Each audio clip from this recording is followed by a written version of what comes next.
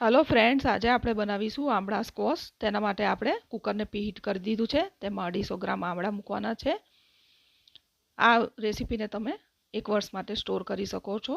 આમળા આપણા સ્ટીમ થઈ ગયા છે। હવે એના ઠળિયા કાઢી લઈશું। હવે એને મિક્સર જારમાં લઈ લઈશું।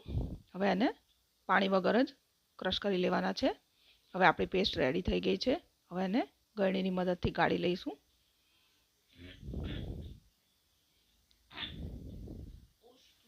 પલ્પ આપણે એક બાઉલમાં કાઢી લઈશું।